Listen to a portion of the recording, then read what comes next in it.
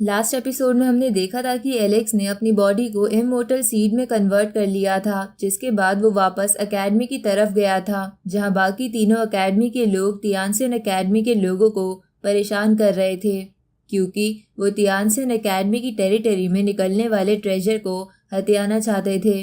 लेकिन एलेक्स वहां पहुंच के वो ट्रेजर ले लेता है और उनमें से एक गोल्डन राइनो का हॉर्न तोड़ देता है। तो वो राइनो डर के मारे इमोर्टल एकेडमी के दूसरे बंदे के पीछे छुप गया था, जिसे गलती से मैंने लास्ट एपिसोड में पर्पल सन बोल दिया था, पर वो नॉर्मल स्टूडेंट था। इसके बाद एलेक्स ने उस स्टूडेंट को भी पीट दिया था। अब आगे तो इस एपिसोड की शुरुआत में हम देखते हैं कि पर्पल सन अपने इमोर्टल एकेडमी के उस स्टूडेंट को हीलिंग मेडिसिन देता है, जिसके बाद वो स्टूडेंट पर्पल सन से बोलता है कि ये हुआंग बहुत ज़्यादा घमंडी है। इस पे पर्पल सन उसे बोलता है कि तुम पीछे हटो, मैं इससे डील करता हूँ। जिसके बाद वो हुआंग से कहता है कि ब्रदर हुआंग, मैंने आपके बारे में काफ़ी सुना है। आपने हेवनली डाइटी लेवल पर होने के बावजूद भी गोल्डन हॉर्न राइनो और मेरे स्टूडेंट को हरा दिया। आपकी स्किल्स कमाल की है। ये सुन के एलेक्स उससे कहता है कि मतलब तुमने ही इन्हें भेजा था, क्या तुम मुझसे फाइट करना चाहते हो? उसी वक्त रैबिट गर्ल भी पर्पल सन से बोलती है कि ओए बैंगन, तुम बस अपने साथियों के दम पर लड़ सकते हो, तुम्हारी हुआंग से लड़ने की हिम्मत नहीं है। उसी वक्त मोटा लड़का भी कहता है कि जब हुआंग पूरे वर्ल्ड पर रूल कर रहा था तब इन लोगों का कहीं नाम भी नहीं था। ये सुन के इमोर्टल एकेडमी का वो स्टूडेंट गुस्से में उन दोनों से कहता है कि मेरे लॉर्ड के पास पर्पल एनर्जी है और ये लिटिल हेवनली किंग जितने पावरफुल हैं। तुम्हारा हुआंग तो पहले फेमस था, पर अब इसे कोई इतना नहीं जानता। ऊपर से इसने कोई इमोर्टल सीड भी अपने आप से मर्ज नहीं करा है, तो ये कितना ही ताकतवर होगा। ये सुन के फॉक्स गर्ल बोलती है कि तुम्हें कैसे पता कि उसने इमोर्टल सीड मर्ज नहीं करा? ये सुन के एलेक्स उससे कहता है कि ये सच कह रहा है, मैंने कोई इमोर्टल सीड इस्तेमाल नहीं करा है। ये सुन के फॉक्स गर्ल बोलती है कि भले ही तुमने ना करा हो, तुम पर मुझे पूरा विश्वास है कि तुम अपनी एक उंगली से स्टूडेंट को हरा सकते हो। ये सुन के वो स्टूडेंट गुस्सा हो जाता है। तभी पर्पल सन उसे पीछे करते हुए हुआंग से बोलता है कि वूडी जिसको तुमने हराया था वो मेरा दोस्त है, और जब मुझे उसकी हार का पता चला था तब मैं तुमसे लड़ने के लिए बहुत ही एक्साइटेड था, लेकिन तुमने कोई भी इमोर्टल सीड इस्तेमाल नहीं करा है और खुद की बॉडी को सीड बनाने की कोशिश करी है, जिसमें आज तक कोई कामयाब नहीं हो पाया है। इसलिए मुझे लगता है कि हम दोनों की फाइट नहीं हो पाएगी। ये सुन के एलेक्स उससे कहता है कि मुझे तो लग रहा है कि तुम लड़ाई से बचने के बस बहाने बना रहे हो।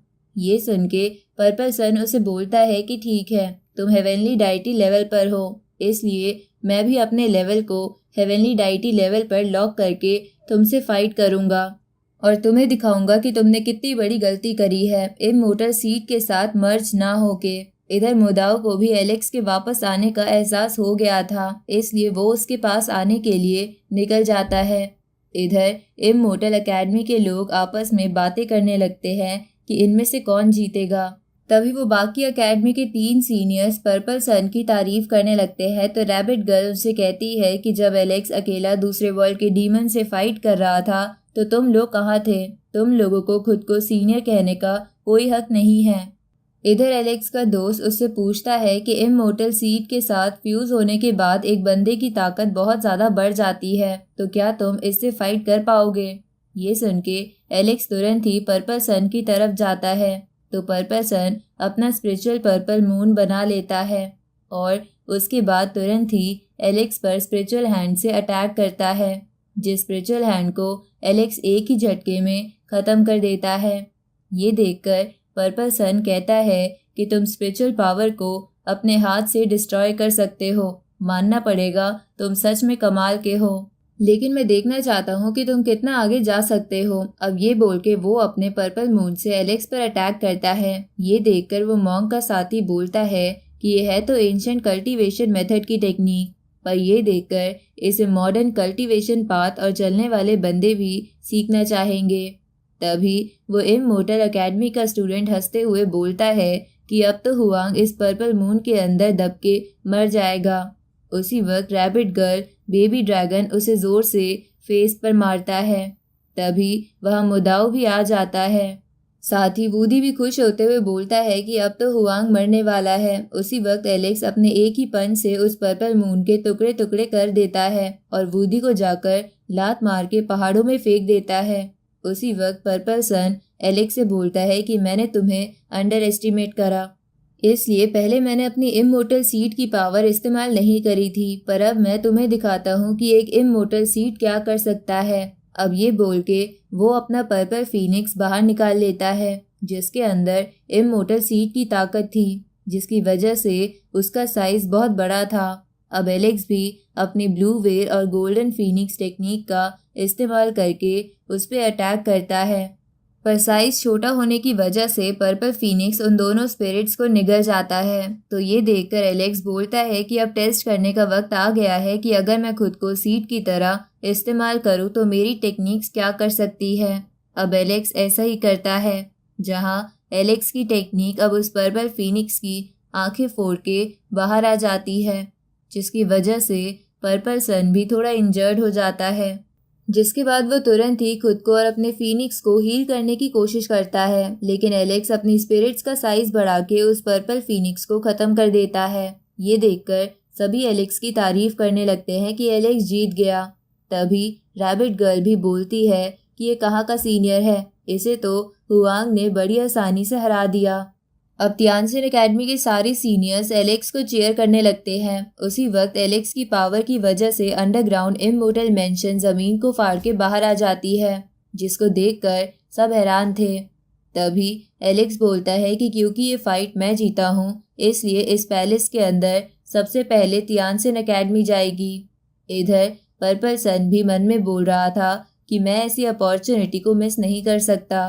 अब ये मन में बोल के वो एलेक्स से अपनी हार मान लेता है। लेकिन उसी वक्त बाकी 3 सीनियर्स वहां आ जाते हैं, तो एलेक्स उनसे बोलता है कि तुम तीनों कोई गंदी चाल चलने वाले हो।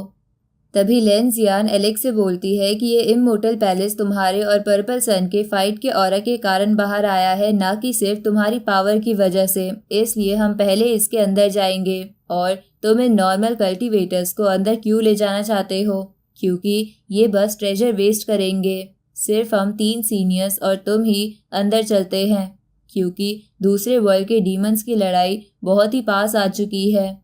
इसलिए अब स्ट्रॉन्ग को ही स्ट्रॉन्ग बनना चाहिए, ना कि एक नॉर्मल कल्टीवेटर को। ऊपर से हम 3 हैं और तुम हम तीनों को रोक भी नहीं सकते, क्योंकि हम तीनों वॉइड डाउ लेवल पर है और तुम बस हेवनली डाइटी पर। ये सुन के एलेक्स को ग्रेट एल्डर की एक बात याद आती है, जिसमें उन्होंने एलेक्स से कहा था कि वापस जाने के बाद तुम अपनी स्ट्रेंथ किसी से मत छुपाना। इस पे एलेक्स ने कहा था कि मैं तियानसिन एकेडमी का नाम फिर से टॉप पर ले आऊंगा। ये सुन के ग्रेट एल्डर ने मन में सोचा था कि तीनों एकेडमी एक पापी ब्लड को एक्सेप्ट नहीं करेंगी, इसलिए एलेक्स को वापस जाकर खुद को बहुत ज्यादा ताकतवर दिखाना होगा ताकि लोग इसे इग्नोर ही ना कर पाए। अब एलेक्स भी अपना वॉइड डाउ लेवल दिखाता है, जिसकी वजह से नॉर्मल कल्टीवेटर तो खड़े भी नहीं हो पा रहे थे। तभी पर्पल सन बोलता है कि तो तुम अपनी पावर हाइड कर रहे थे, लेकिन क्योंकि अब तुम भी वॉइड डाउ लेवल पर हो तो मैं भी अपनी पूरी ताकत से तुमसे लड़ सकता हूँ। अब पर्पल सन अपना वॉइड डाउ लेवल का मून बाहर निकालता है, जिसके ऊपर बहुत सारी चेन्स भी थी। उसी वक्त पर्पल सन बोलता है कि मैंने इममोर्टल सीड को फ्यूज करा है, इसलिए मैं अब हार ही नहीं सकता। ये सुन के एलेक्स बोलता है कि मैंने खुद की बॉडी को सीड बनाया है और मैं किसी एक्सटर्नल चीज पर विश्वास नहीं करता। अब एलेक्स अपनी बॉडी की पावर से उन सभी को चारों तरफ से कैद कर लेता है। ये देखकर वहां खड़े सभी चौंक गए थे, साथ ही रैबिट गर्ल को तो चक्कर आने लगे थे। इधर एलेक्स का दोस्त भी बोलता है कि मुझे पता नहीं था कि एलेक्स इतना ताकतवर बन चुका है। उसी वक्त फॉक्स गर्ल भी बोलती है कि मुझे पता था कि एलेक्स इम्पॉसिबल को पॉसिबल कर देता है। तभी ये सब देखकर पर्पल सन को वो बात याद आती है जब लिटिल हेवनली किंग ने उसे हुआंग के बारे में बताया था, तो उसने हेवनली किंग से कहा था कि वो हुआंग को हरा देगा। लेकिन उसी वक्त एलेक्स अपनी ताकत से पर्पल सन के मून को डिस्ट्रॉय करके उसे तुरंत ही जमीन पर पटक देता है। ये देखकर सब बोलते हैं कि ये तो फिर से हार गया। तभी मोटा लड़का भी बोलता है कि ये दूसरी एकेडमी के सीनियर्स मेरे भाई के सामने कुछ भी नहीं है। उसी वक्त इमोर्टल एकेडमी का वो स्टूडेंट पर्पल सन से बोलता है कि आप दुखी मत होइए, एक न एक दिन आप इसे हरा दोगे। उसी वक्त इमोर्टल एकेडमी का एक एल्डर वहां आ जाता है और पर्पल सन से कहता है कि वो तो अच्छा हुआ कि मैं यहाँ से गुजर रहा था, वरना तुम तो 6-7 महीने के लिए बेड रेस्ट पर मिलते। ये सुन के पर्पल सन बोलता है कि मुझे तो लग रहा था कि मैं कुछ महीनों की और ट्रेनिंग करूँगा, जिसके बाद मुझे कोई नहीं हरा पाएगा। ये सुन के एल्डर बोलते हैं कि तुम्हें दुखी नहीं होना चाहिए, जिससे तुम हारे हो वो हुआंग है, इससे फाइट करना भी तुम्हारे लिए ऑनर की बात है। ये सुन के पर्पल सन बोलता है कि ये सब मुझे इम्पॉसिबल सा लग रहा है, कोई कैसे अपनी बॉडी को सीड की तरह इस्तेमाल कर सकता है। इस तरफ वो गोल्डन हॉर्न राइनो बहुत ज़्यादा घबरा जाता है और उसे अपने मरने के विजन्स आ रहे थे। इसलिए वो एलेक्स के पास जाके उसे कहता है कि मेरी चमड़ी बहुत मोटी है और मैं टेस्ट में भी बहुत बुरा हूँ, इसलिए मुझे माफ़ कर देना और मत खाना। ये सुन के एलेक्स उसे कहता है कि पहले तो तुम मुझे मारना चाहते थे और अब मुझे दया की भीख मांग रहे हो। उसी वक्त फॉक्स गर्ल एलेक्स पर डोरे डालते हुए उससे कहती है कि तुम सच में लोगों को हैरान कर देते हो। तभी एलेक्स अपनी एकेडमी के स्टूडेंट्स को लेकर पैलेस के अंदर चला जाता है। उसी वक्त उस मॉन्क के पास जो फर्नेस था उसके अंदर एक रेड ड्रैगन बाहर आता है, जो उससे कहता है कि अगर तुम यहीं रुके रहे तो तुम्हारे हाथ में कुछ नहीं आएगा। अब ये बोल के वो रेड ड्रैगन पैलेस के अंदर चला जाता है, जिसके बाद बाकी सब भी पैलेस के अंदर की ओर चले जाते हैं। दूसरी तरफ तियानसेन एकेडमी पर फायर टोर्नेडो से अटैक होता है, तो एलेक्स उस फायर टोर्नेडो को रोककर अपनी एकेडमी से कहता है कि तुम लोग आगे जाओ, मैं बाद में आऊँगा। उसी वक्त वो रेड ड्रैगन एलेक्स के सामने आकर उससे कहता है कि तुम अकेले इनको कैसे प्रोटेक्ट करोगे, लगता है तुम्हें अपने लिमिट्स का पता नहीं है। इस तरफ हम एक पर्सन को देखते हैं जो सीनियर से कहता है कि इमोर्टल पैलेस ओपन हो चुका है, आपने पहले से ही अपने हर राइवल को हरा रखा है, इसलिए अब अपना नाम वर्ल्ड में फेमस करने का वक्त आ गया है। और इसी के साथ ये एपिसोड यहीं ख़त्म होता है।